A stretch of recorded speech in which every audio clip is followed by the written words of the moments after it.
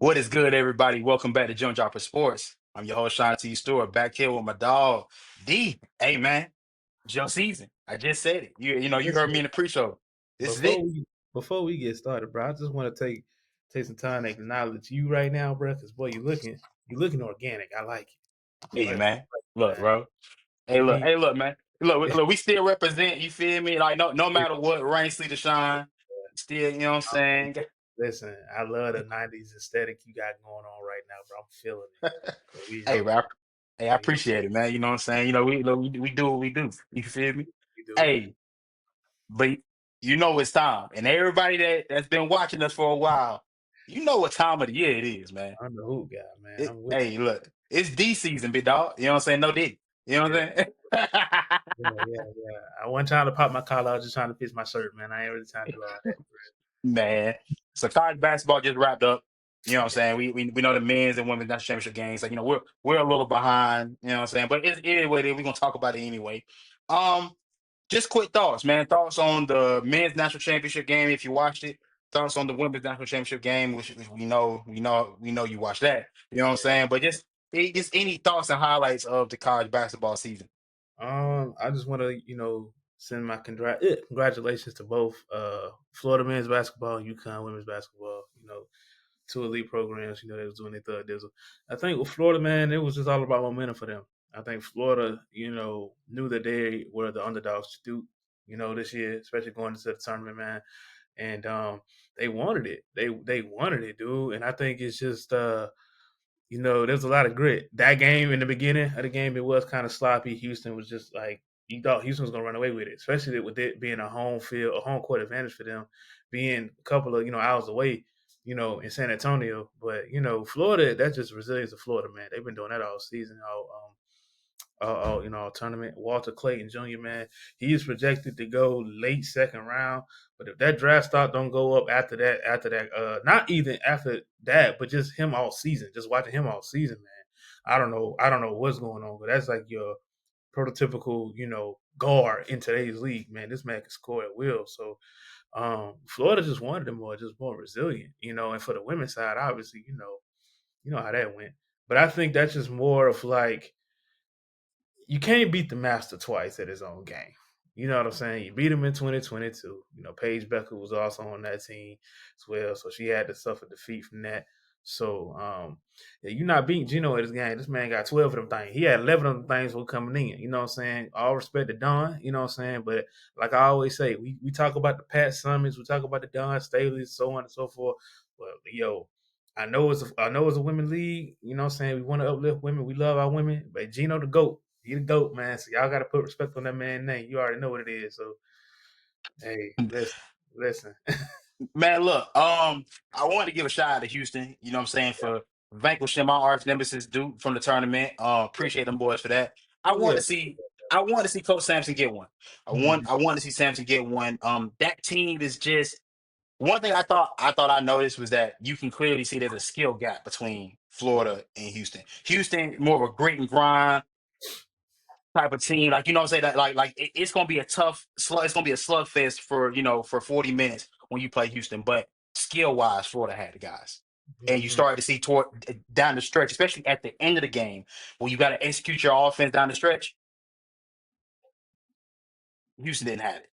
You know what I'm saying? Houston just did not have the guys that can execute the offense.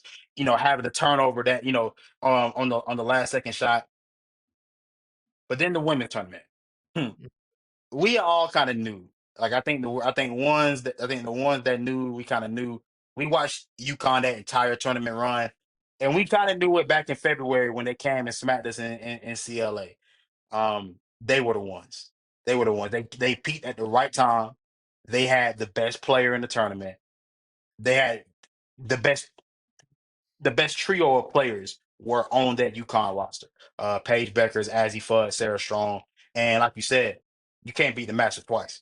You got Mhm. them once, but Not one, twice, not twice. nah, nah, Nope. nah. But that game, you know what I'm saying? Like, but that game had some. It's led to some things, you know what I'm saying, since that game has happened. And us being University of South Carolina alums, we got to talk about it. Don Staley immediately after that game, she already let everybody know. that, hey, we will be in the portal. We will be looking to add more talent to this roster. We're looking to get better. We're looking to get more dynamic scoring, and they did exactly that by going to getting the leading nation in the score from Florida State to now commit to the South Carolina Gamecocks. Now that didn't come without some bit of sacrifice. Obviously, Raven Johnson decided she was staying, getting the number one scorer in the nation. But this also led to Milaysia Fulwiley entering the transfer portal. That to some came as a surprise. I think for others within the program, we may have some inklings of it. But this is where I turn to you.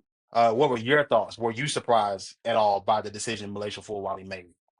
I wasn't surprised because obviously, for somebody who hoops and especially at a position like the guard position, that's more of the like the all eyes on me type of position. So for somebody who's coming in as a fan favorite, she's done, so much in her own name in that program. She's became a big name. Obviously she just felt like that was the next step up. And I think a lot of people were paying attention to her play. A lot of people broke down the play, but sometimes she's not ready, she's not set, she turned the ball over. And that's the reason why she's getting benched. Don is the type of coach where she's not going to sacrifice, popularity for a chance, like for smart basketball. She understands that. Like, you turn the ball over, all right, cool, put you on the bench, and that's okay. You know what I'm saying? I feel like, in today's game, a lot of players don't know their role. I mean, I'm not saying they not know their role. I'm not saying that. They really are prideful of a role that they should have, and they just can't really take a back seat. So apparently, like, from inside source, this been brewing all year, with her getting benched, and Don is just telling her like, hey, like, even if she's making one mistake or two mistakes, like I said, Don, she's not a risk taker. She basically goes based off her instincts, and then she's gonna follow through with that. She's been successful for that. I mean, especially now, you know what I'm saying? Especially in the landscape of women's basketball, the type of player Malaysia is, she wants to chase the spotlight too. So she probably wants to chase that. The Jujus, the Caitlin Clarks, the Paige Beckner. She wants to be on that status level. She can. She's a popular player. You know what I'm saying? But I think reality just has to sink in. Like in terms of that, she's just not on that level yet. She's just not on that level yet in terms of like popularity. So I'm not sure. I'm not sure. Could this be a frustration move? I don't know. It might as well be because she wants to be the star. I feel like it's a lot of betrayal with that because you go and get the number one player. Like when you in the portal, man, what I'm saying, all hands on deck. Because what I'm saying, if you have a chance to go get that type of caliber player who's going to help your You roster, go you go get them. yeah, sacrifice is gonna be made. You know what I'm saying? Especially when you're a big name like South Carolina. You know what I'm saying? So she probably just felt some type of ways. All right, cool. Like, you don't want me here. I feel like there was no love lost. Like you said, it was something that's been happening probably throughout the whole year. She probably just made it in her mind, like, all right, cool, this ain't for me no more. Like, and whatever. I gotta go elsewhere. You know what I'm saying? So I think fans are just more shocked because of what she brought, to the program. But y'all gotta understand, man, this is a business now. Like, this is a business now. You know what I'm saying? It Like really college is. athletics is a business now. So it's like Don is like, all right, cool. You good, you cool, you one of my favorite players. I love you. I love what you did for the program, but I gotta do what's best for this team. You know what I'm saying? This is me going to get the number one score in the nation last year. I'm gonna go do that. And if she comes in and if you feel some type of way, hit the portal. Feel me? So you gotta do what you And gotta t- do. and to that, I tell everybody this too. This wasn't a move. I think this was the right move for everybody. Mm-hmm. I truly do. I believe that for Dawn Staley, like you said, she needs, for Dawn Staley, she has her mindset on the type of player she needs and the type of girl that can run her system. Hence why Raven, like, I know people always call for Raven to lose her spot, but understand the reason why Raven still has that spot is because Don Staley has a level of trust in Raven to execute what she wants done on the court on so on a possession by possession basis. When you talk about going to get Latson, going to get the best scorer in the nation, that you got when you got an opportunity to do it, like you said, you be a fool not to.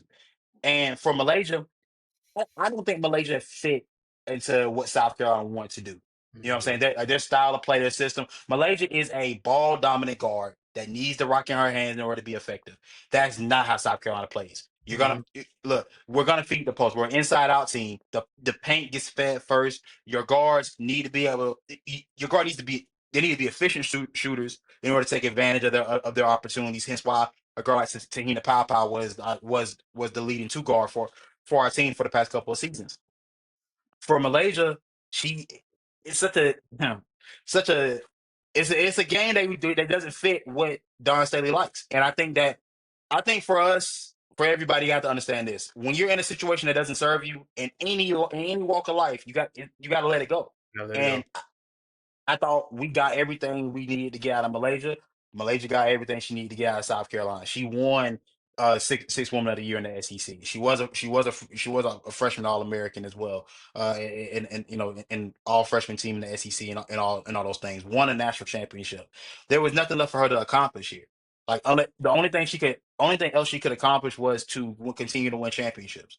We're going into her junior year, and when my peers are Juju Watkins and Hannah Hidalgo, and I'm watching those two girls be the face of their programs. Juju's everywhere. You can't go anywhere without seeing Juju. And Hidalgo is a star of a elite program, and I'm relegated to the bench. I understand the frustration, especially at that age. Yo, she's like 19. I Yeah, understand at that age that you're battling your ego as well as you know what I'm saying as far as things you want.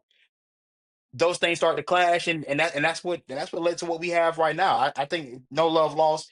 I'm always going to be a fan of Malaysia because she's from Colombia. Obviously we were in the city. We got a chance to know about Malaysia years ago before everybody else knew. So yeah, yeah, did we want her to stay? Absolutely, but I think we all can understand and have a perspective of this was best for everybody. It was yeah. nobody lost in this situation in my mind. I'm eager to see where she decides to go. I think some SEC programs are in play. Kentucky being one of those. I also heard rumors of Tennessee as well. I don't know how well that tracks. Maryland also because of her Under Armour ties. You know what I'm saying with her having being under Steph Curry and his brand and being an Under Armour athlete as well. I can see Maryland being a play there and monetarily Maryland can fork over the bread. Of course, if you don't Oh, know for sure, for the sure.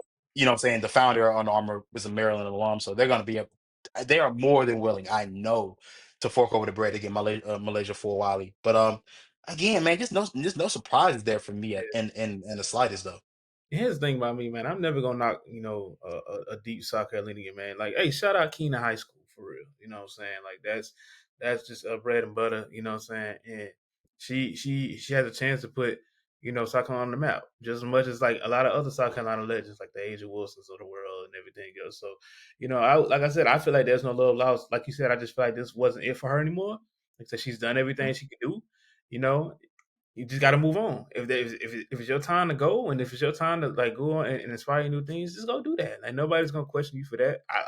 I really feel like there's no tension between her and Dawn. I've been hearing things about her and Dawn not getting along because she was benched and all this type of stuff like that. I feel like Malaysia, she understands coaching. She understands like just the levels of that, and plus she's coming from a situation in high school where she was the star. You know what I'm saying? And you come here and you have to play an organized brand of basketball. So with a coach like that. So who's to say you're going to go somewhere else? It's not going to be the same way. But I also think too, like your level of play is just not the type of style that Don Staley is capable of, and that's okay. Like I said, you played there, you got what you wanted out of there, and it was your starting point. Now you can go finish somewhere else. And not saying that people are not going to support you because they are. You know, what I'm saying your teammates might support. It's probably going to support you as much as they hell Don probably is, but Yeah, Don understand this is a business.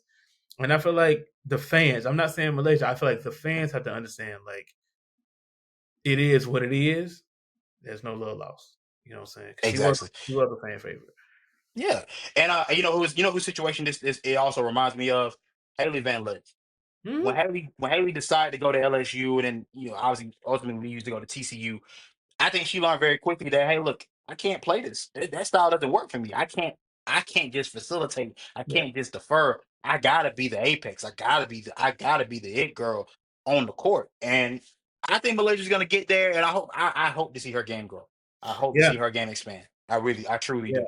I, But I I, think I the think thing with Haley, I'm sorry to cut you off. I feel like the mhm, difference between Haley um and Haley Van Liv, I feel like Um, Malaysia is more different. Where it's like Haley had the spot. Yeah. She had. I remember when she was at Louisville, and they were talking about her just as much as they were talking about Caitlin Clark at the time. Like she was literally it. She was one of the ones. She decided to go to LSU to get a ring. She said, "All right, I'm gonna go to LSU to get a ring. Be coached by Coach Mulkey, whatever, cool." And then she realized, like, yo, Felicia Johnson, all them girls over there, Angel Reese, I'm not playing, and I'm getting dogged in the SEC. I got a dip. Let me go to TCU. You know what I'm saying? So it's like, all right, cool. I gotta go. I gotta go get my mojo back. So she did. She go to TCU and she becomes the player that we known her to be when she was at Louisville. You know what I mean? When she was at Louisville. So I mean, like a lot of these players, man, it really depends. Um, I think another situation that's happening now. Sorry to like go off topic, but I'm just so Hmm. interested in all of this.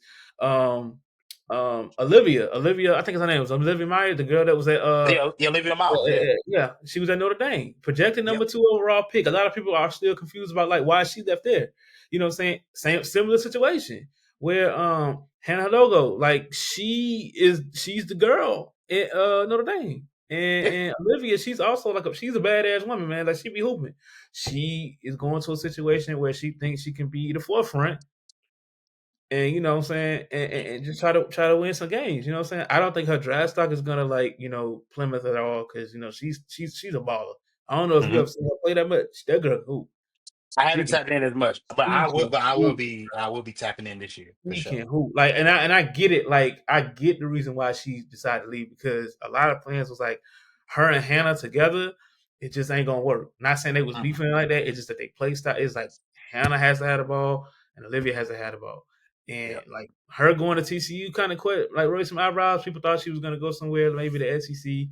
Probably was gonna go somewhere in the ACC, another ACC team. But kudos to TCU and their head coach though. He's been Yeah, able to bro. win in the portal the last 2 years now. The past 2 years, man. He's struck. Yeah, I mean, league guards are. I mean, you got to think about it. League guards got to be thinking like, look, if I'm gonna go somewhere, let me go here. He's gonna let me cook yeah. if I go to TCU. So I mean, I gotta give kudos to that. When we were talking about the national championship game, I didn't get a chance to bring up something, and I just want to hear your thoughts on Mhm. it. Men or When women? we when I women. Men's what that was what it was. I don't really care that much about them boys. For the women, watching UConn, I thought while I was watching that game, I'm like, man, I obviously we know Paige, we know Azzy, seen them for plenty of years.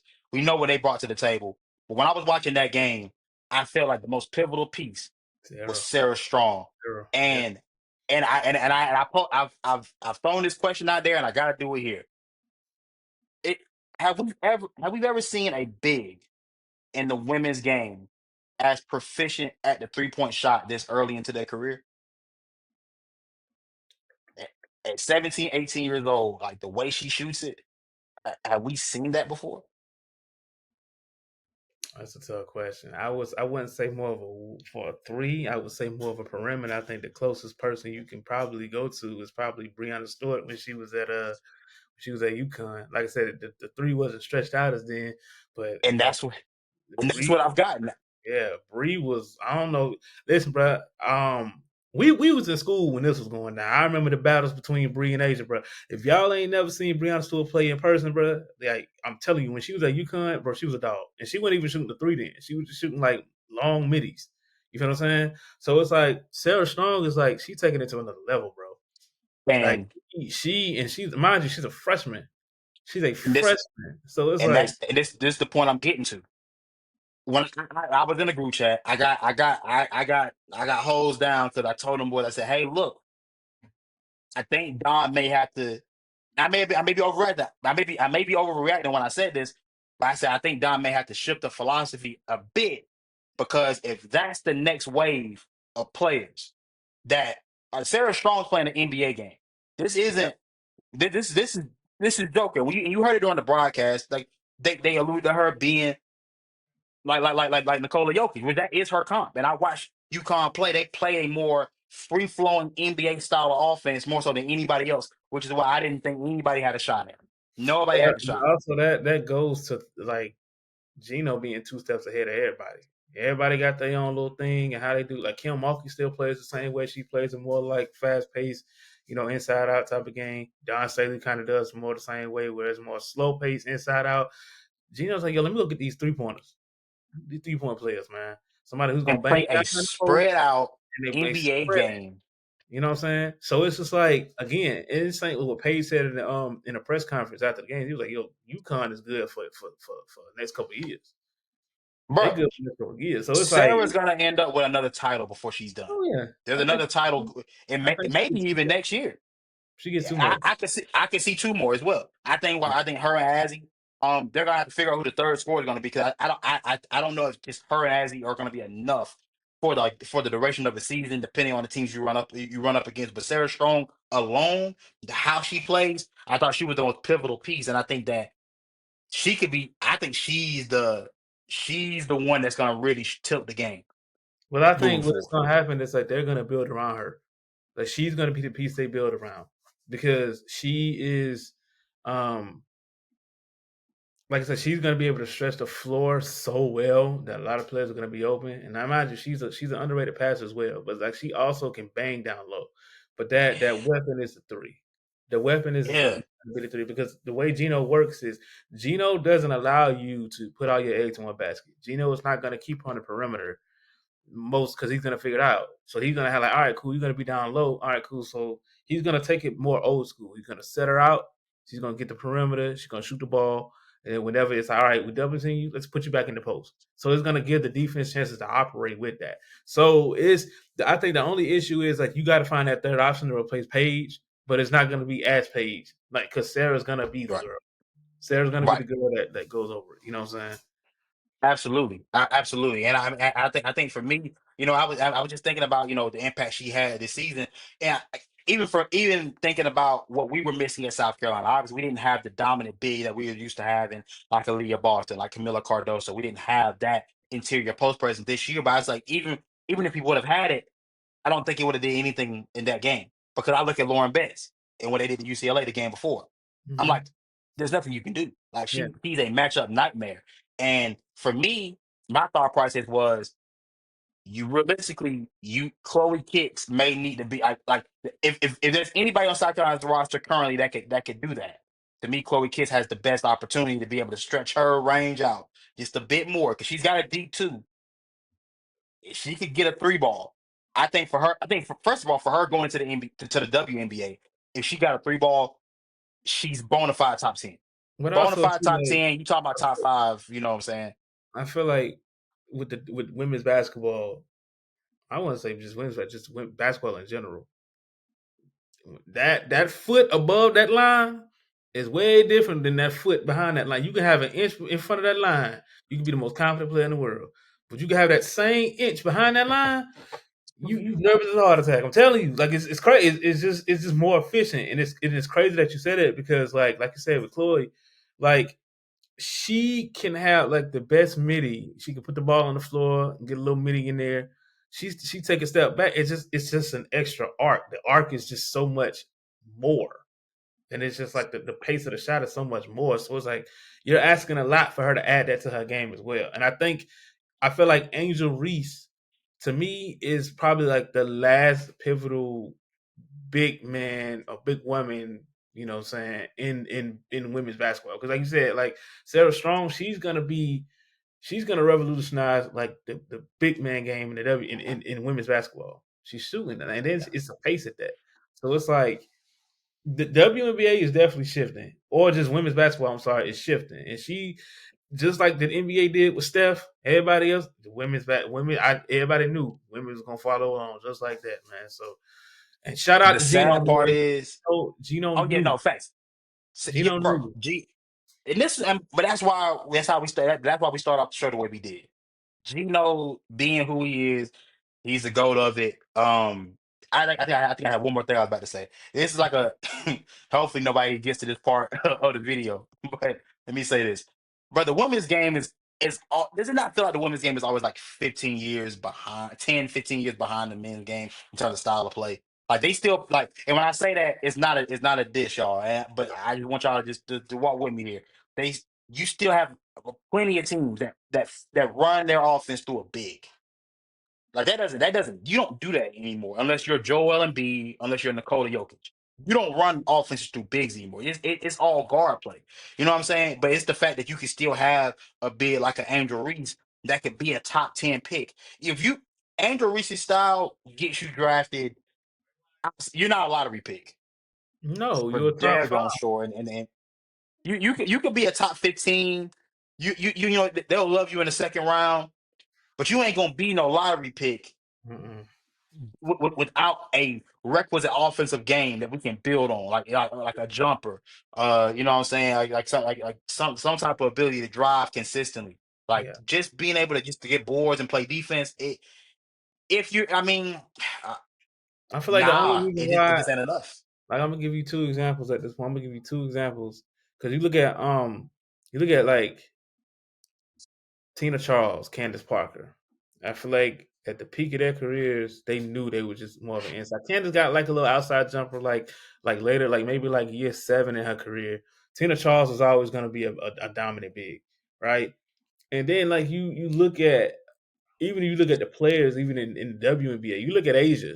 Asia going in, Asia was just more of a inside presence, big, who can get boards and she can just be physical and get tough and get layups.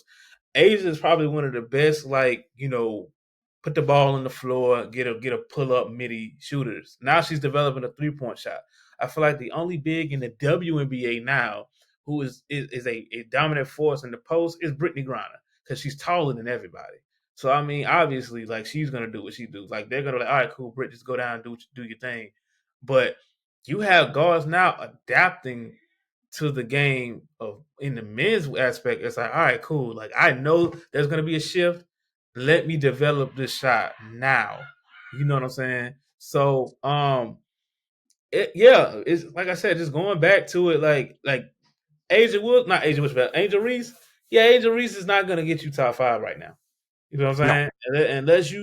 Unless you a Juju, hey, shout out Juju, man. You know what I'm saying? Get well, get healthy soon. You know what I'm saying? I don't know if y'all yeah, take, yeah. but unless you a Juju, you know what I'm saying, or you are like I said, Sarah Strong, Azzy. Nah, bro, you might go into the second round because I ain't gonna hold you. As bad as it is, going to the second round, man. Because it's about Hey to be a lot man, of work. It's crazy. It's crazy. yeah, but It's it's happening. It's gonna happen. It's and like we said, Sarah Strong is gonna be part of that revolution of the women's game, which I'm glad to see. I hate that she has to stay for 3 more years because I want to see that get to the W as soon as possible. But she's going. I mean, the college game has their next star. If you just love the game of basketball, dog, you got to tap into Sarah Strong for sure. yeah, you got. Um, like I said, hey, it's basketball season, y'all. Y'all know what we on. NBA playoff picture. Everything got wrapped up today. Everything set in stone.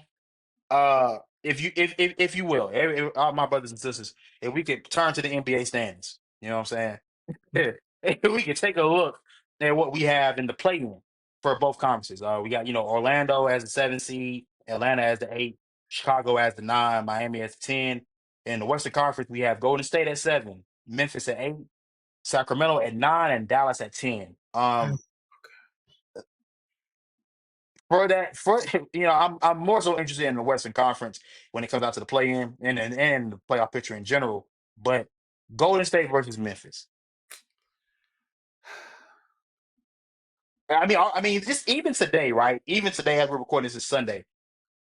Golden State losing that game. I get that. What are your thoughts on Golden State in general as far as their chances to compete for a title? I don't think their chances are high, but it's not slim. I think adding Jimmy Butler has added an extra grit for them, even though Jimmy is up there in age. He's 34, I think. But Jimmy just gave them an extra oomph, and I feel like a new confidence came for Golden State. I think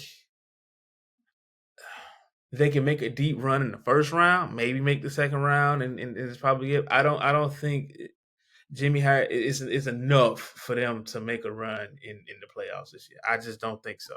I don't think Steph is also obviously getting older. Steph is still gonna be Steph, but I feel like the supporting cast is just it's just a big question mark for me. Draymond is not the same Draymond that he used to be. Kaminga is we don't know what's going on with Kaminga at this point.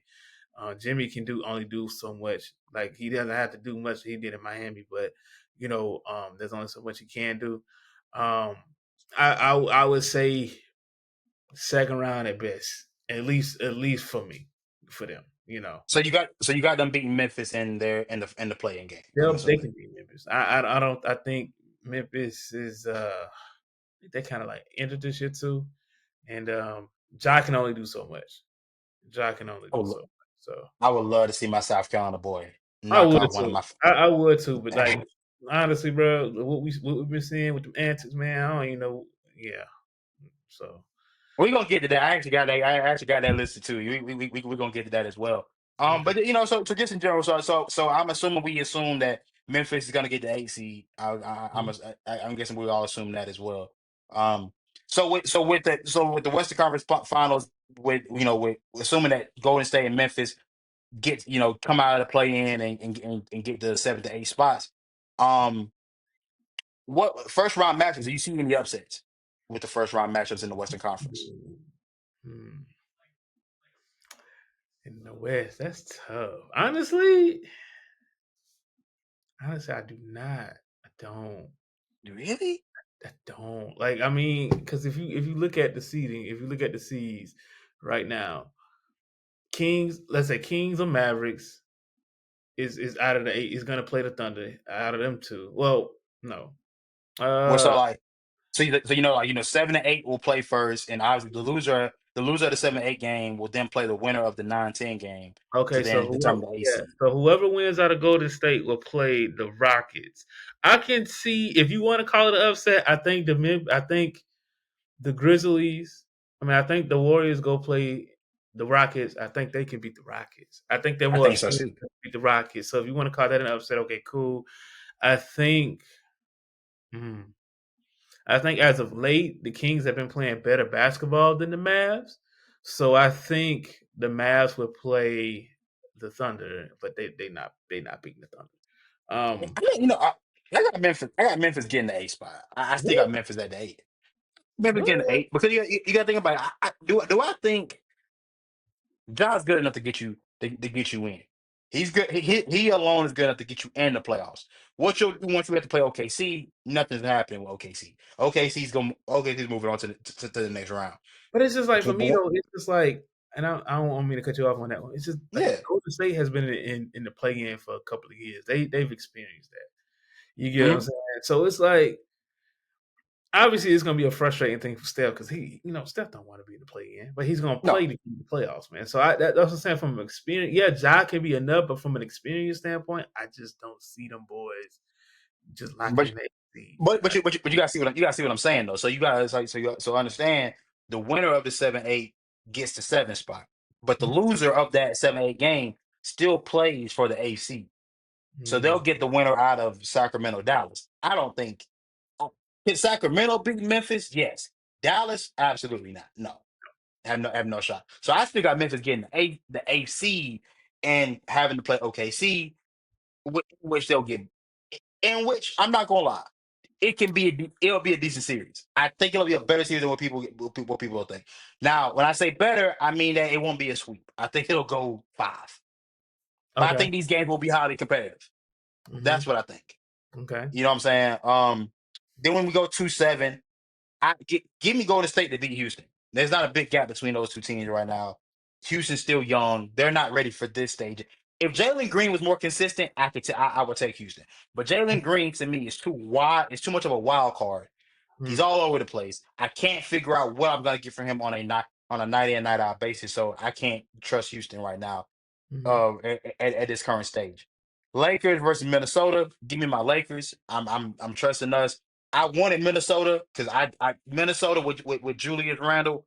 I do not fear them at all. Not at all. I, Ant gonna be Ant. I know what Ant about to do. But you know how to between you know how to attack Ant and how to get him out of his game. He's still gonna do what he does, but you know what I'm saying? They're not deep enough. If this was Carl Anthony Towns on this Memphis on this Minnesota team, I had some worries. But with no Yeah. Carl Anthony Towns, Yeah, I don't have much of a fear at all. Denver yeah. versus the Clippers, though.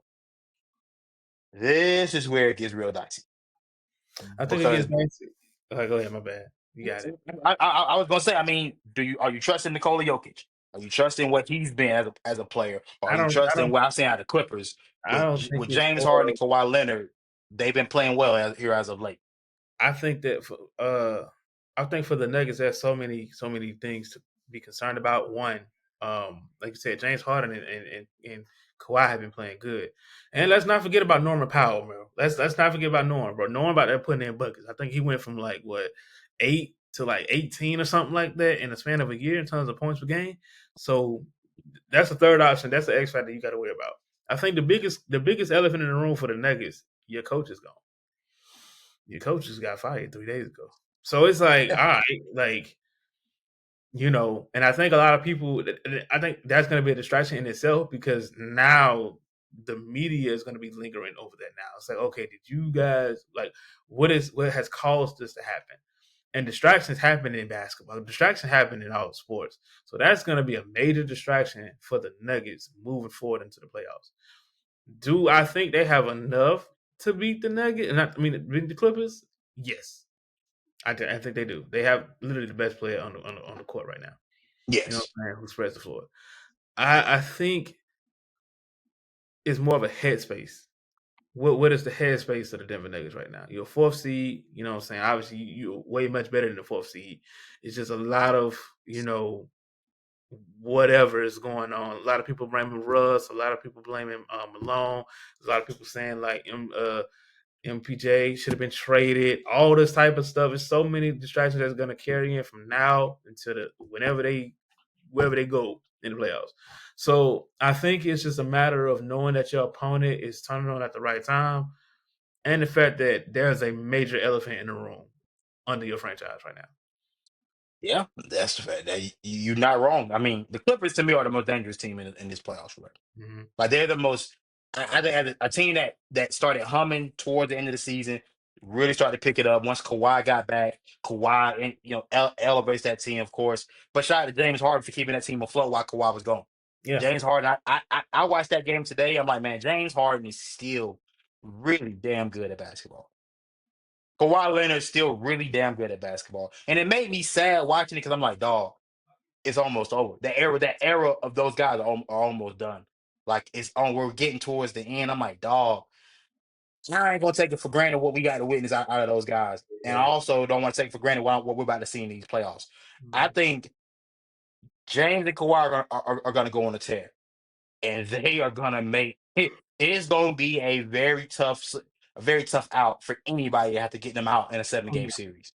Like if Kawhi's healthy, like I hope Kawhi's healthy because I think the game of basketball is better when Kawhi Leonard's on the court.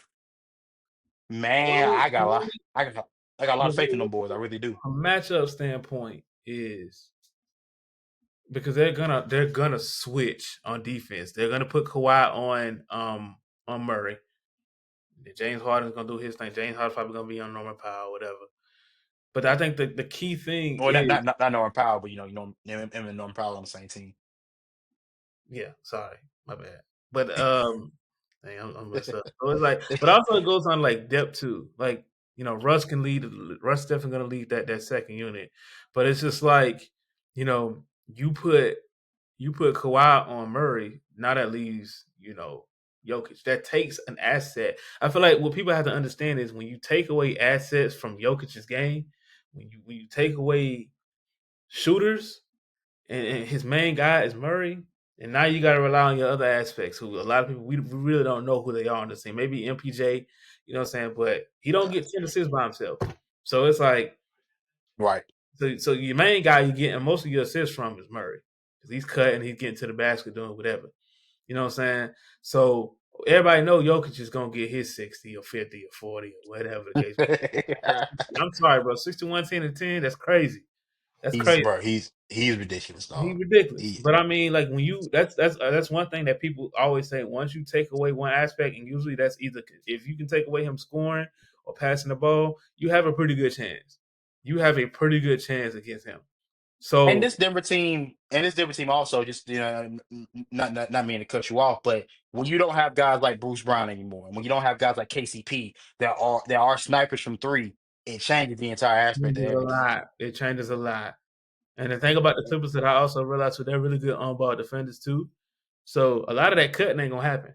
And that's where a Yeah, lot of like Jokic's like assists come from, guys who are able to cut backdoor cuts to the basket. So a lot of people are going to be studying his passes off the ball or away from the ball. It's just like no look passes because that's where his bread and butter comes from. This man can see the floor before anybody else can see it. He knows if you're right there on the perimeter, all right, he's gonna make a cut. I'm here. Let me make sure I'm position. Boom, that's another assist. But the thing about the Clippers, they're really good on by the finish. They can deny the ball, and then and it's just the effect of Kawhi Leonard too. So it really depends on who Kawhi has and who Kawhi is guarding. You know, he can play the passing lanes really well with his big long arms. So, you know, it's definitely gonna be interesting, dude. I think again the Clippers turned it on at the right time. You know, say James Harden, we've seen him play as old.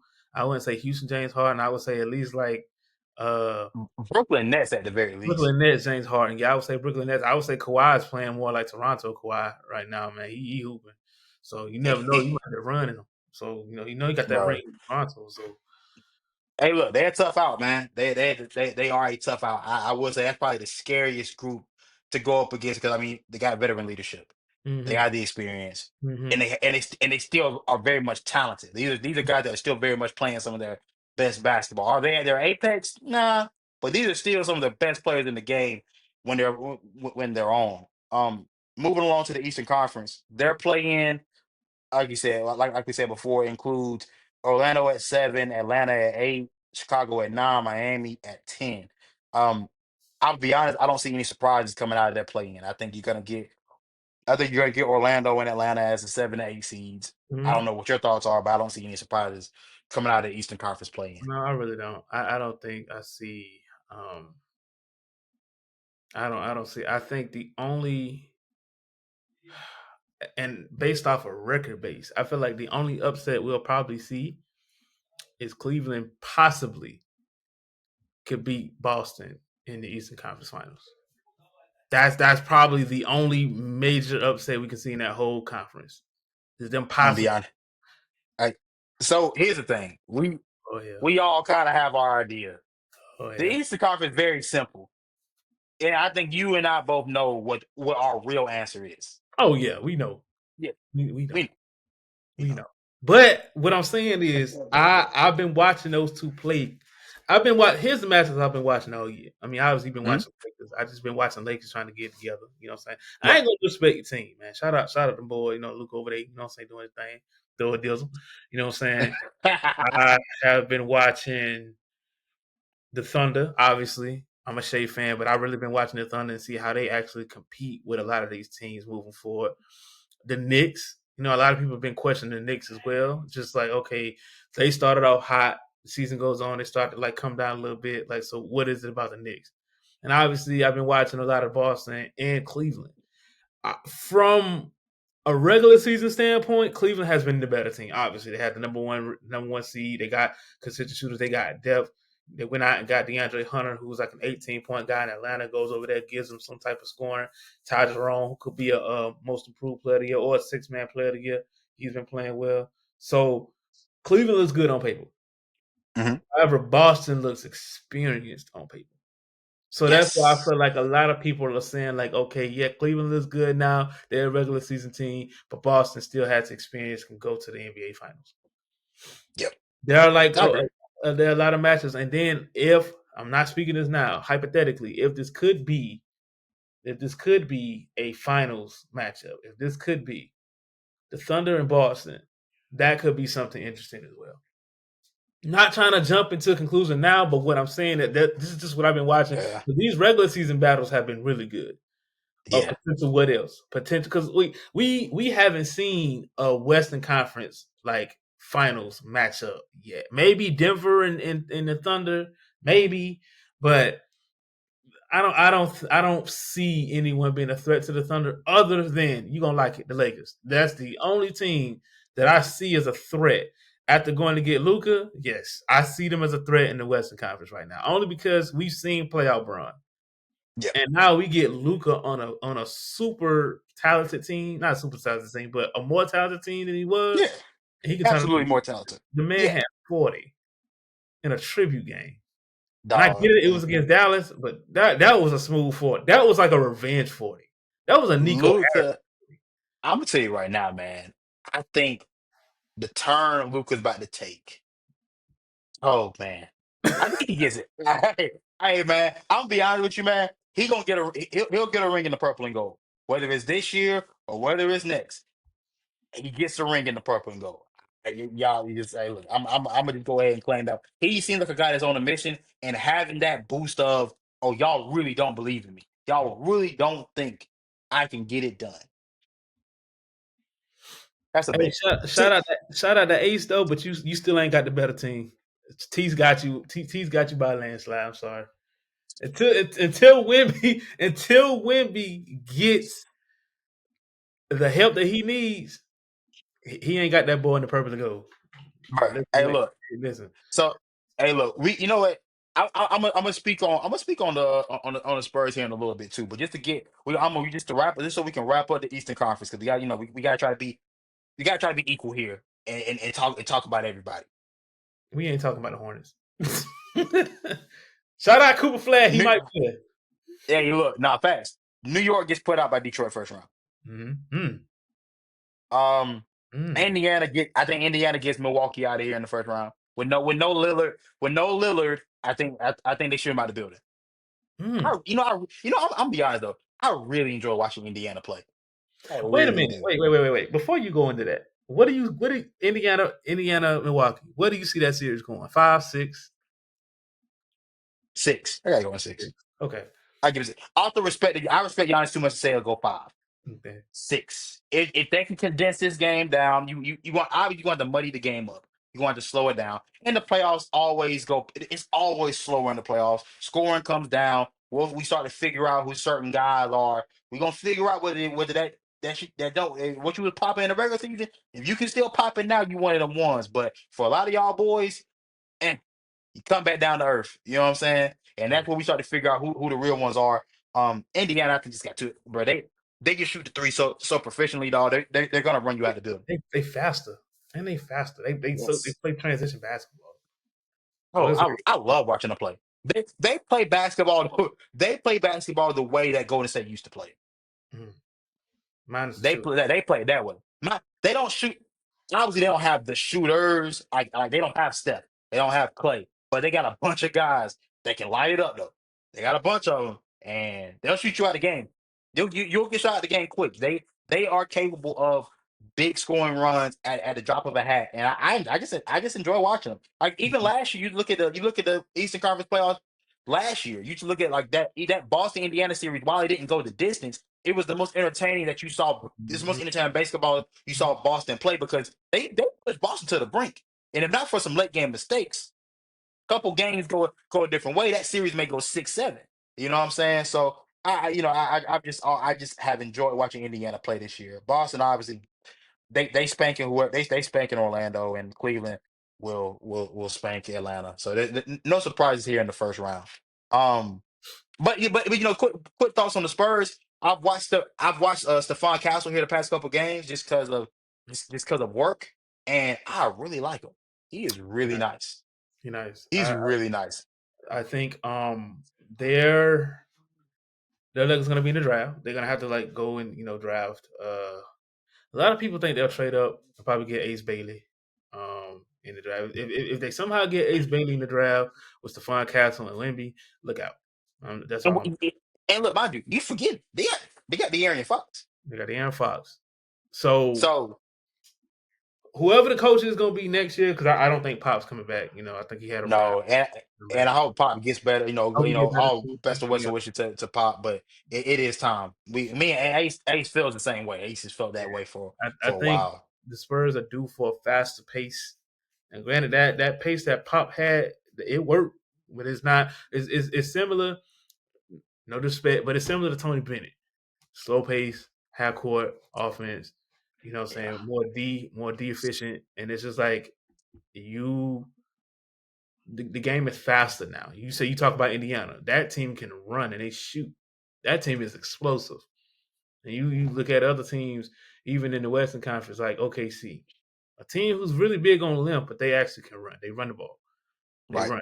Look at Cleveland, same way. And you look at LA. Them boys run. Them Bron's still gunning. Luca gunning. Oh yeah. Austin Reeves is doing his thing. Shout out Austin. Shout out So AR, baby. AR-15, bro. Yes, sir. But man, like when you look at the Spurs, the potential that the Spurs have in the future, man, it's crazy. Like if I'm Ace, honestly, if I'm Ace, I would be super excited about what that team can do. Oh, he should be. He absolutely should be. This for one, the improvement from year 1 to 2 with Wemby, going from like what, like 19, 20 wins to 30 to 30 plus wins. It is a significant improvement, and it's something to be proud of Mind if you're a Spurs fan. mind you, before Wemby went out, they had a chance to go on a run for the play-in. Yeah. Like Yeah. they literally did. So I would be little excited about what they can bring. And CP3 said he wants to come back. I'm not sure if it's the Spurs, but he wants to play again. I say you sign him again for that veteran leadership.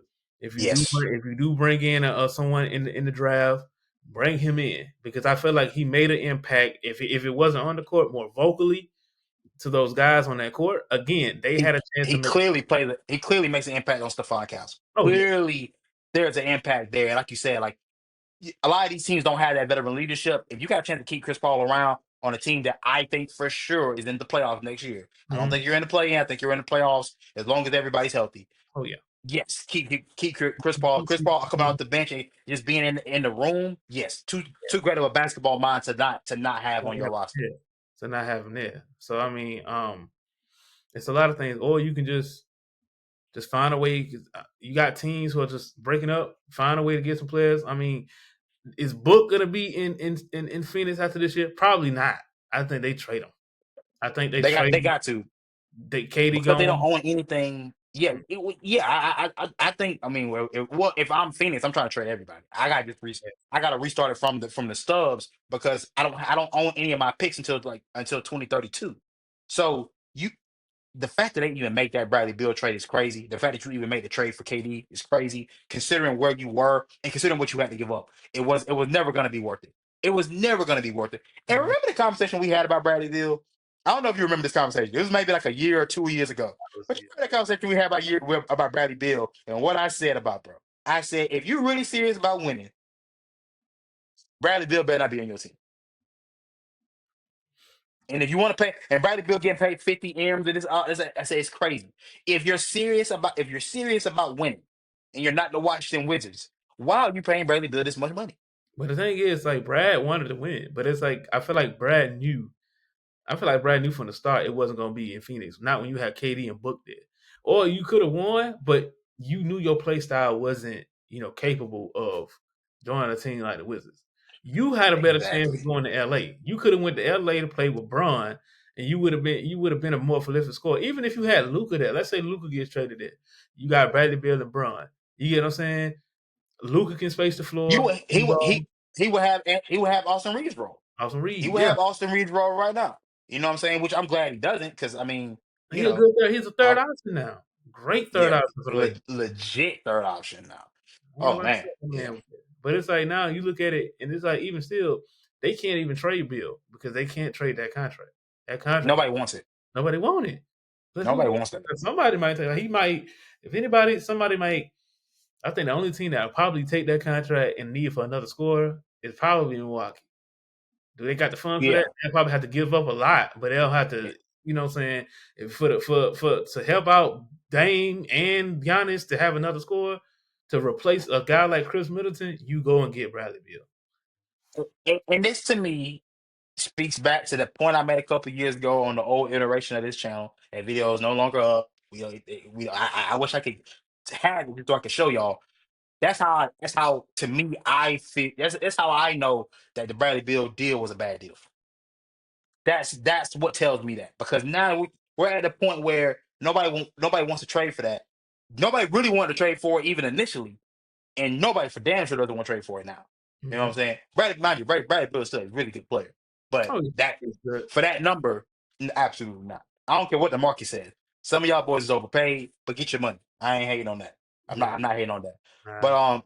I guess the last thing before we finish up playoff talk, the reason I'm gonna tell you why I don't really trust Cleveland. I don't trust Darius Garland as a real guy You know, I knew you was gonna say that. Elaborate. because when we get to the playoffs, scoring everything comes down. Everybody's numbers typically come down. Only the superstars rise up, and they play above. They either stay at the same number or they play above it. If you were averaging 27, you either stay at 27 or you go average 30 because that's what it calls for. To me, Darius Garland to me doesn't feel like a guy that is gonna elevate once we get to the better teams. Ah, only reason why I disagree with you because it kind of goes back to the aspect of it. Darius Garland, yeah, his scoring is probably gonna go down, but also Cleveland, they do have depth. So I mean, he's gonna have to be a scoring option in the first unit, but he also spreads the floor with his pass and his playmaking. So, For me to believe you got a chance to beat Boston, Darius Garland needs to play above where he's been at. well, yeah, he does. He will have Eh, to him and Mitchell, him and Spider gonna have to elevate, and then you still Yeah, got to think about. But also, I think a lot of that kind of deteriorated because they got Hunter. Like Dre can give you a smooth. He can give you a smooth 18, yeah. and then obviously Garland don't have to score that much. Because I feel like you're asking. I don't know. I feel like you're asking for Darius to give you like 25. I mean, he should give you a 25, but I mean, I, like, I'm asking for because just for me to just to fact check. I just need to see where he's at right now as far as scoring. So he's averaging 20.6 right now. Yeah, that ain't gonna cut it. he said the 20 ain't gonna cut it. 20 not Compared gonna to cut it. Donovan's 30. Donovan's averaging 24 this year, but that mind you, they only play 30 minutes each. They only playing 30 minutes each. They're not being because like you said, because of the depth, they're not being asked to go play 35, 36, 37, 38 minutes. If they were getting closer to 40 minutes, then I think the numbers would be different. Darius Garland and Spider Mitchell's numbers are going to have to go up to he's going to be pushing 28. He's got to All push right. 28 What? Okay. when we get to Boston, Okay. when we get to Boston, But that let me be clear. I was about to Yeah, ask that. I was about to say, yo, yes. what series do you think he need to be averaging 28? Oh Definitely yeah, Boston. Boston. It's Boston. It's Boston. Yeah, yeah, yeah, yeah, yeah. Yeah, everybody else, nah, you got. Yeah, Y'all can do y'all teamwork. same thing. Teamwork, back to dream work. Y'all can teamwork y'all way all the way to the East Conference Final. Now, you see Boston, you tell y'all something right now. If Donovan Mitchell ain't at 28 points, and if Darius Garland ain't at least 24, you gonna have to be at 24 points But a night. even still, ask yourself this question too: is that enough for Boston? Because No, you got to think about Derek White, you got to think about Al Horford, and you got to think about potentially the sixth man of the year, Peyton Pritchard. You got to think about all them boys because I mean, of course, Cleveland is a decent defensive team. Yeah, you can Mhm. take out Tatum or Brown, but you still got to worry about the depth. I feel like the thing with Cleveland and Boston, it's a matter of what depth is going to win that game or that series. And I Yeah, think Boston has the better depth. And Boston's the best team in the NBA. Let's yeah, just go ahead and call that what it is. That's the best team in the NBA. yeah. And how the hell I just can't. Milwaukee, ooh, Milwaukee. Ooh, ooh. I want to put hands on y'all motherfuckers so goddamn bad. Fuck, dude. Oh my God. Are you Why talking about the Drew y'all, Holiday? uh, The Drew Holiday. uh, Yeah, why? yeah. Why? You can't Why? you can't tell me that's not kicking him in the foot. You cannot tell me that's not kicking him. Even the fact that you got rid of Chris Middleton. You getting rid of Chris Middleton too. And I get it, he was hurt, he was injury prone, but you I breaking get up that that. core. You breaking up that core, especially Drew Holiday, and it's weird because a lot of people was like, you gonna get another ball dominant player to match up with Giannis, it's not gonna work. When you had a That's guy, when you had a guy who played every aspect of the game, who didn't have to score much, he was a great defender, and he was a point guard alongside Chris Middleton and alongside Giannis. And you had Lopez who played his role, Bobby Portis played his role. That whole championship team they had, you could have kept that for years to come. You could have kept that for years and just added more depth. But you go and get Dame that's because and it could okay. I mentioned this question: could this have been the work of Giannis saying that he wants help? And I think the front office misinterpreted that and said, "Hey, let's go get Dame. Dame's crying in Portland. Let's go get Dame. When it's If to the point Giannis, if Giannis co-signed a Drew Holiday trade, if he co-signed a Drew Holiday trade, God damn it, I'm putting my hands on that Greek motherfucker. I'm putting my hands on because why? I know you did not co-sign no Drew Holiday trade. He I'm, probably did ask for help. I know he asked for help, but I know you did not co-sign no Drew Holiday trade. Knowing what he, all the things that you said, ain't no way. yeah. Ain't no way you co-signed that. You bet not have. Please, and if you did, don't ever say that out loud. Don't ever, Well, please. I even think the people didn't even expect that. The people thought Dame was going to find his way to Miami. No one really thought that he was going That's to what go it to should have Milwaukee. been. And I think They, I think mm, Milwaukee is kicking themselves in the foot now because it's like, yo, like you see what he's doing for Boston right now. This is what he's yeah. been doing. Which he helped y'all get a ring.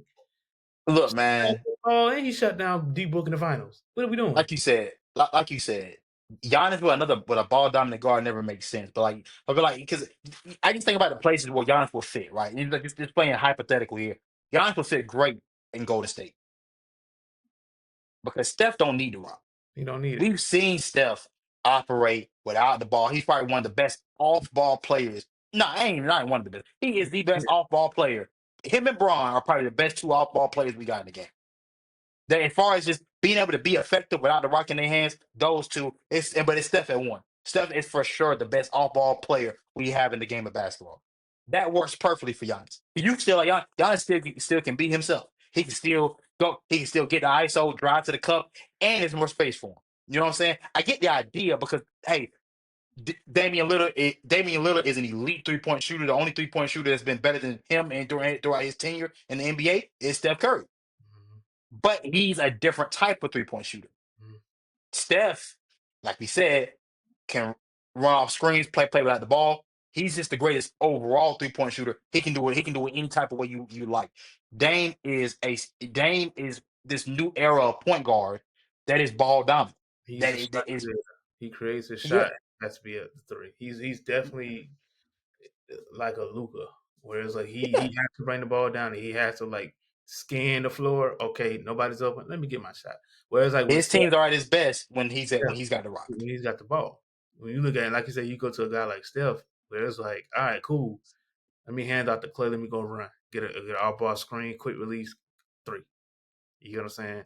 I think the only this might be a controversial take. I feel like the only Mm. guard that could work with Giannis that can do a bit of both, but can lean towards ball dominant, but still can make plays for others is Kyrie Irving.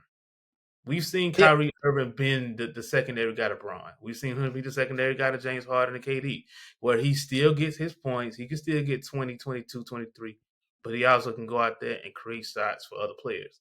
Because he spreads the floor so much where it's like, all right, cool. Giannis can go do his thing. Okay, I'm not being able to get my shots. Giannis, there you go. He understands that. You He's going to be you one are of the absolutely right. And, after that's the part of damn, we've been pieing today, boy. I'm going to tell you, we pieing today. But that's what makes Kyrie. That's what makes Kyrie. When people talk about Kyrie as far as like all time and why people value Kyrie so much, that's why. Because Kyrie's game isn't what you think. You would think it's just ISO, go to work, Uncle Drew work. Like, no, he is a very multifaceted player. Like you said, he's probably one of the best if like probably he's as far as guards, yeah, he's probably only second to the guy with that waffle cone brother in Golden State right now. yeah, because that waffle cone. But I also think too, like with Kyrie though, he understands when to take his chance. Mhm. But he also understands like, okay, the role of the dominant player. Where it's like, Yep. all right, cool. I would say his years in Cleveland because I felt like his years in Cleveland was a great example. He Yep. knew he was a ball dominant player, but he knew Bron was the guy. And but I feel like the thing is like he had to get Bron's trust for him to do his thing. And once Bron gave him the green light, he was like, all right, cool, you go do your thing. Whereas like when you look at a guy like Damon don't need permission for that. Because Damon already gonna get the light. He ain't like, but if you put somebody on a team like like a like I said, Drew Holiday would have been a great fit. If Yeah. this 2020 CP3 would Yep. have been a great asset for Giannis. That would have been Yep. great Oh my asset. goodness. Um, Absolutely. yeah. So, Oh um, man. but yeah, like man, Yeah. I definitely see your frustration, man. I definitely see your frustration. Bro, I'm glad you do. And I know we've been going long, but just to end, just we're getting towards the end here. Do we want to talk about, because I got John Morant versus the NBA, and I got Michael Malone's firing. Which one do we want to hit both? Do we want to pick one? How you feeling? I kind of want to get into Mike Malone, honestly, Let's because do it. I feel like that's more of the bigger issue. Yeah. Um, because like I said early in the show, there's so many reasonings about why this is happening. You get what I'm saying? It's like, Yeah. oh, just his issues, because apparently, like he's been on the hot seat for years before he even won the chip. I don't think it was Yes. because of his coaching. I just think about just who he is as a his persona as a coach, Yeah. and like people just kind of like I guess they won't have it in Denver. I feel like him winning that chip gave him a little bit of leeway. So you want a chip? All right, cool. You got the best player to win the MVP, all this type of stuff like that. But I think it was just more of like his personality antics. You know what I'm saying? As a coach, that kind of got him to where he. I mean, what I think he was like halfway drunk during the parade, just all this kind of like shenanigans that he was doing. I was like, yo, like Denver wasn't having that, man.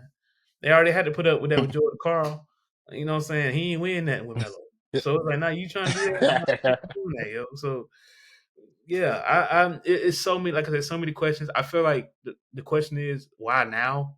When the playoffs about to start, they kind of need you. Yeah, you're a fourth seed, but I think when you have a superstar caliber player like Jokic, the fourth seed is not where you It's need. not far off. No. And in this West, the difference between the two and eight aren't isn't a big gap. It's a 4 game difference between Houston and Memphis. Like that's how tight this was. Mm-hmm. From the, I think it was I don't know if it's the owner or the team president, Kroenke. I think that's how we pronounce his last name. He said he thought that this move would give the team a jolt in the arm to at least alleviate all of the distractions that were in the room. Taking Calvin Booth out, taking Michael Malone out, because you also got to remember the GM also got fired as well. So ownership thought that it was the best thing for us to do was to clean house, which I can respect that. I can very much respect cleaning house and you're starting over completely fresh. Right now I would not have done that. No, Not I yet. I give it. I we give me one more playoff run. You don't think Michael Malone and the boys going to get through one more playoff run and Yeah, try to figure it out? and that's the Like, come thing on. too, where it's like again, that's why I don't think it's a coaching thing because as a coach, that man's a damn good coach, man. Yeah, You don't take that out. You get what I'm saying? Like the man won you a ring. The man has produced a possibly well, no, he's not winning this year, but a two-time MVP. You feel what I'm they saying? wait. I thought Giannis got three. And he got three. Yogi's got three. Yeah, he do got three. He do got three. Yeah, he got three. Um, yeah, a possible.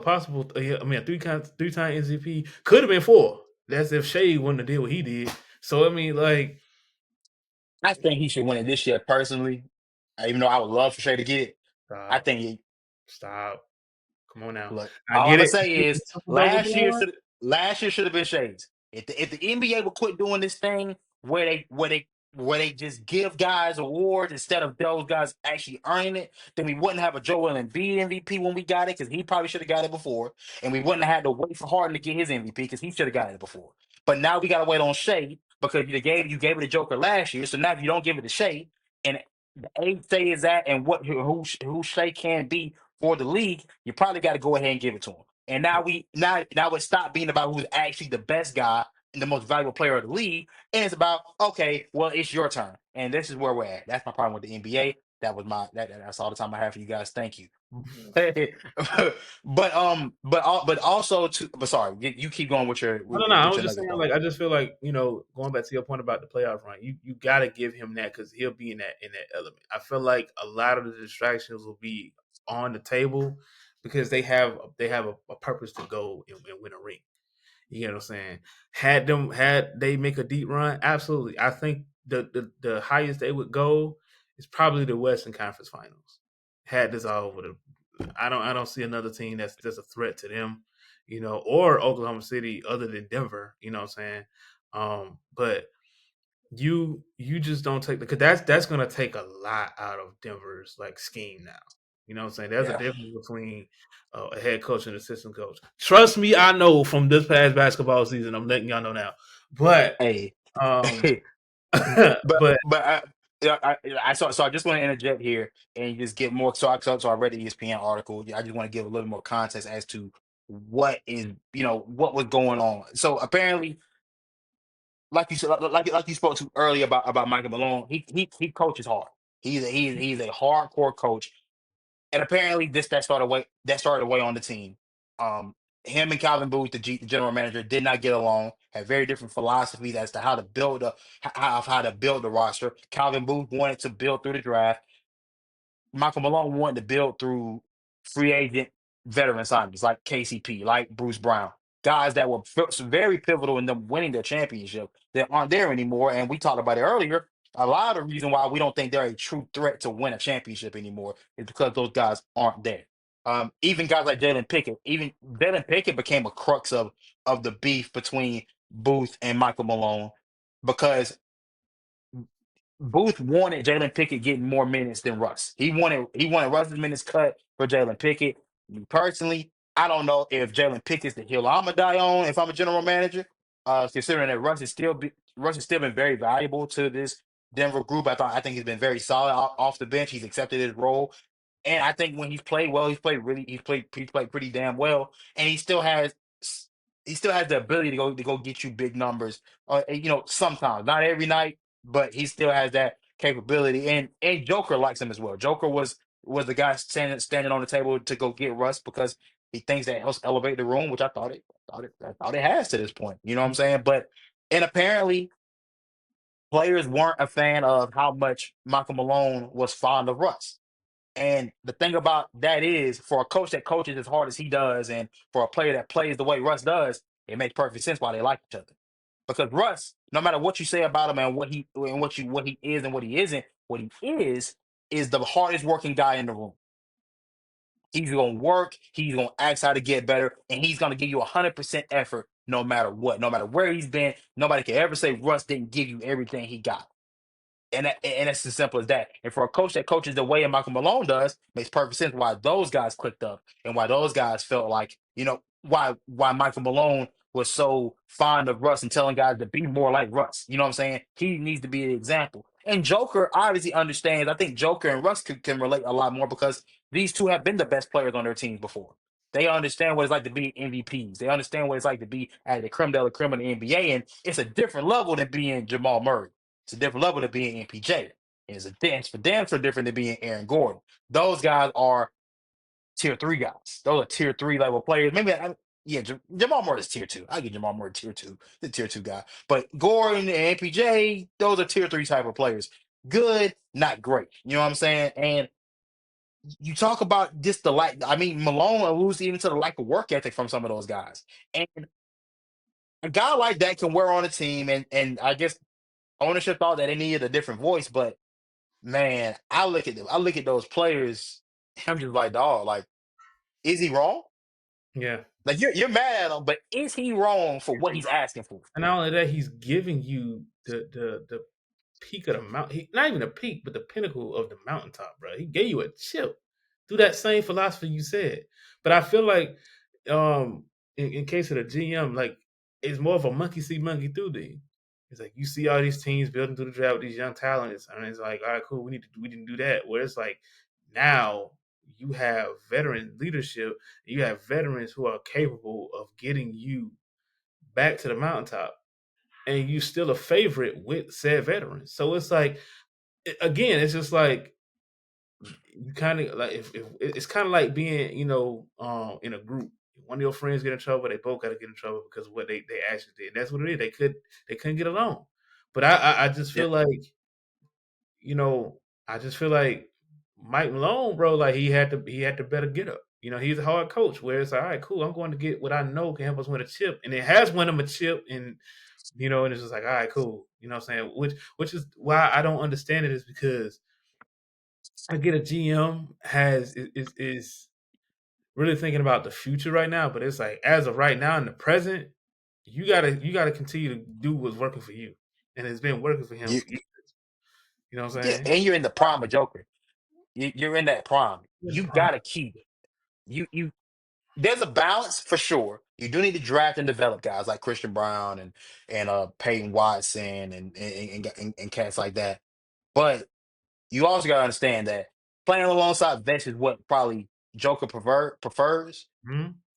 There needs to be a very if I'm talking about young guys, Watson and Brown are two solid young guys. If I also still had KCP and Bruce Brown, I'd be a lot better off. Yeah, I'd just be a lot better off if I still had those two guys, man. But again, I hate to see Michael Malone get the can. I didn't think he deserved it. I don't think Even though, it. At least right now, man. Like nah, right now was not the time. Like if you was to did yeah, that, at least they'll finish the season. You know? or I would have said it depends on the outcome of the playoffs. They was a loss in like the first or the second round because obviously for them that's low expectation and the tension was still there. Okay, cool. You can just think about parting ways for both of them, but the fact that you put the assistant head coach in a difficult spot because now he has to go and coach the biggest test of his life of his career. You got to go in because you're still a high contender in the West. It's not. It's And you're nobody coaching else. against the Clippers. You're coaching You're against coaching Cliff. against Ty Lue, who I Tyler. think is one of the best coaches in the NBA right now. He's been one of the most consistent. He's got a chip, and he's proven since he's won that chip with Braun that I'm a good ass coach. It ain't nothing to fake about what I got going on over here. Yeah, So yeah, yeah. And he ain't never got fired. So I feel like a coach who's never got fired and been from team to team, like that says a lot. Other than Doc Rivers. But I mean, that's neither here nor there. Love you, but Doc. damn. Austin Rivers, don't come for me, man. Okay, hey, bro. Hey, look, man. Hey, bring that smoke on over here, man. Shit, if you want to. Um, like you said, job versus the NBA isn't really much to do about nothing. I just say for the NBA, just to make it short and sweet, make the rule changes. Make the rule a overall rule and not a John Morant rule. Yeah. Just tell everybody no more gun celebrations, no more weapon celebrations. Cut it out. Even though that is a part of your game, and I think people already think your game isn't fun because of how referees ref the game anyway. I wouldn't add more things to make it even less fun. John Morant seemed to has found his alternate celebration, which is the grenade. You know what I'm saying? Very I like it. I really do like it. I No, really do appreciate I'm it. not talking about that. I agree with you because it's like, yo, Kobe and them boys been doing the ball sack for years, bro. And y'all ain't say nothing about that. But then this man want to just do, like, you know what I'm saying? It's whatever. You know what I'm saying? First of all, shooting is in the game of basketball. Right. Like it's not like it's unrelated. It's just in the game. It just so happens, it can just mean a couple different things. You know what I'm saying? I understand it. John Moran had a very murky summer. I thought it was like about 2 years ago now, or last. Yeah, it's about 2 years ago now. And I understand that he as an individual should think more about the overall picture. I get it, but he's not doing anything wrong with the celebration. And I get what he did. If he Shouldn't have ain't did it. shooting balls, he throwing bombs. That's all I know. Hey, I'm ready to. I do appreciate the fact that he found an alternate route. I do appreciate that. But for the NBA, this fix is very simple. Just ban it all if you're gonna ban it, or leave it alone. It's really that simple. The last thing before we get up out of here, Nico Iamaleava enters the transfer portal. Him and Tennessee had a dispute over his NIL deal. He was on a $2 million deal. 2.4. Wanted four. Huh? 2.4. So two oh two oh excuse me. Hey, Hey, yeah. $2.4 million deal. He wanted to renegotiate for $4 million. They couldn't come to an agreement. It seems as if he's going to enter the transfer portal when it opens up on Wednesday, and he's no longer a Tennessee Volunteer. What are your thoughts? I feel like Nick Saban was right. Nick Saban was right. Dabo too. Yeah, but yeah, that, no, we're not giving him no credit. But if I would, yeah, he good. But he was right. He and people, like I said, people were making fun of him, saying like, "Oh, like you just mad because you don't have the same dynasty." No, he just understood the fact that he knew how dangerous this is gonna be when you started to give kids the freedom or the voice to, you know what I'm saying? 'Cause like this is the first time I've heard contract when it comes to that. That's the first time I've heard Yeah. that part. First So dispute. first The first dispute I dispute think we've heard of over a since it contract. started. So Yeah. it's like, yo, like that's to me that's wild.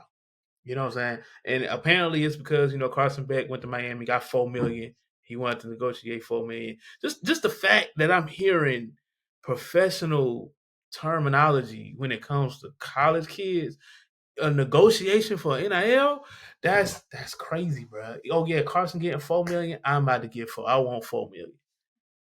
You know what I'm saying? So like I said, I feel like he was right about it. Where it's like a lot of these kids are gonna go and chase the bag instead of what college athletics actually do. I think Michael Parsons had a good point too, where it was like college football isn't the same anymore because he understands what it did. It built character and it built like readiness for like that next level. Where now it's just like these kids just want to get a bag. And Ace brought it up in the chat, and I just want to follow up. I mean, this it seems very short sighted on the side of Nico and his family or whoever his team is that helped make this decision. Um, because obviously I think he has an agent as well, and I'm asking this for to the agent: do you think Nico leaving now is in the best interest of Nico? It's not. It, it's not. It's It's not. not. He started his first season. I was either a redshirt freshman. This was his first season. It went okay. It was successful in the sense that they made the playoffs. That's huge, right? But Nico himself still needed a lot of growth as a player, and because you needed that growth, I don't think you were worth the 4 million. I think 2.4 is perfect for what you were. And honestly, that was a little too much. If we're gonna be completely honest, Mm-hmm. that was a bit too much for my liking because you didn't play up to that standard. You didn't play up to that level. Tennessee won games because Tennessee had a really good roster, and you so happened to be on that roster. You didn't lose them games, but you for damn sure didn't help them win them a whole lot of those games either. You just had a really good roster. And I think that I think everybody knew that it was going to take patience with Nico to get to that level that he thinks he's at. Because right now, your peers are better than you right now. Mm-hmm. DJ Lagway is better than you right now. Lenore Sellers is better than you right now. You're on the tier of Jackson Arnold. You know what I'm saying? He got benched. But I think you're where he's at. I think if Jackson Arnold had that roster you had at Tennessee, I think I would have been about the same. And I think for the long term is that understand $2.4 million is a lot of money. Yeah. That's a lot of money that he's getting right now, and that's it can be generational money if you know what to do with it. I'm not a financial advisor, so I won't tell you all the things you could possibly do with the money. $4 million is more money, and I understand that when you've gotten that type of when that type of money is on the line, I understand important decisions do have to get made. But in the long term, you're already not a finished product now, and you left because of money. Well, do you think you're going to be a professional this way? Do you think you setting yourself up for the best step forward to be a professional? That's what I hope the goal is for somebody that's already at this level of college football, 5-star prospect, getting paid M's already. I hope professional football is in your future, what you're thinking about. Did you make the right choice for that? And I don't believe that's done. I mean, obviously, time will tell. We don't know. We'll see how everything works out. But I do worry about some of these kids being so short sighted in in the now. You just don't understand what you're giving up in the future, Right. Right. especially with quarterback money. With quarterback money, 1.5 million should not be enough for you to just change everything, Right. to Right. just pick up and move everything. Right. To me, but again, it's easier on this side on this side of the table, but I just think some of these kids they got to really dig deep and understand like what are we actually trying to accomplish. Right. Right. Right. Right. So, Yeah, I get it. I got you. Yeah. hey man. But with that being said, I think we've said all we needed to say. I want y'all. Hey, look, y'all boys, y'all see how this went, y'all. Y'all see it. Hey, look, ISO Stevenson. Yeah, yeah. ISO Stevenson. That's what we calling it now. When we go when it's basketball season, we call it ice. Hey, look, hit him with that Kobe. Hey, look, get the fuck out the way. Listen, hey, let me tell you something, man. Before we hop out, bro. Hey, Nico Harrison, keep your head up. The boys hate you in Dallas, but listen, hey, I don't It know ain't what your fault. it ain't your fault. Real ones know it ain't your fault. And I we Yeah, it's your fault, but we ain't gonna tell you that. with that being said, I'm Sean T. Stewart. This is D'Angelo Stevenson. We are the Gender Office Sports Podcast. Ace will Hey, be back soon, y'all. David. He will be back soon. Don't y'all worry. He getting some things right now. And with that being said, we out.